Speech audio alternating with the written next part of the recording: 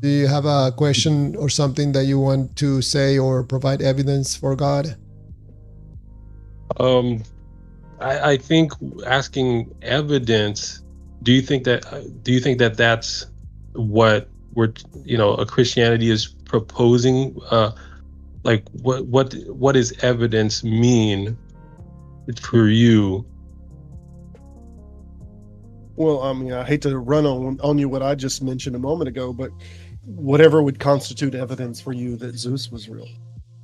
Oh, that you said that Zeus was real? Correct. Okay.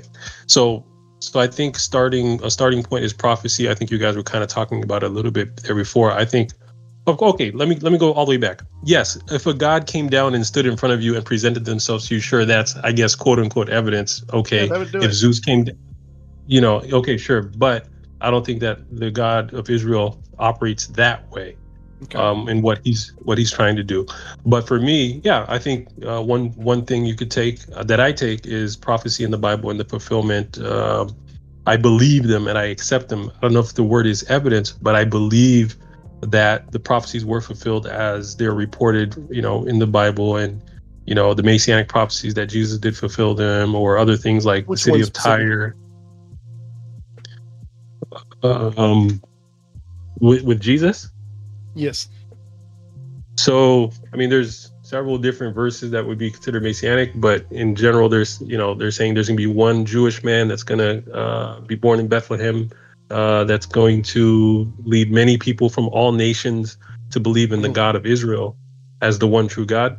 If you basically take the prophecies, and I believe that Jesus has done that. I believe in the God of Israel because of Jesus, and all the other Christians around the world who do believe because of him.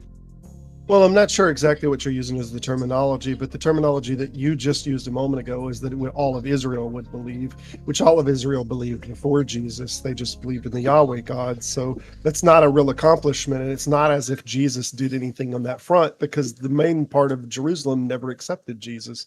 So they already always believed that Jesus coming didn't do that at all. You're saying that I said that it would be all of Israel?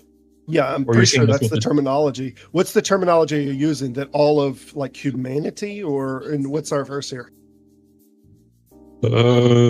Let's say we could go to Isaiah 53.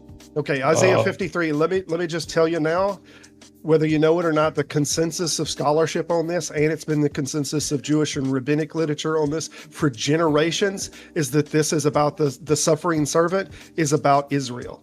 It is about, and it literally uses the term Israel many times, that it is referring to Israel. So now what has to happen is Christianity has to see it as, oh, well, it's a dual thing. Yeah, the text we're talking about Israel, but it was like a precursor to Jesus.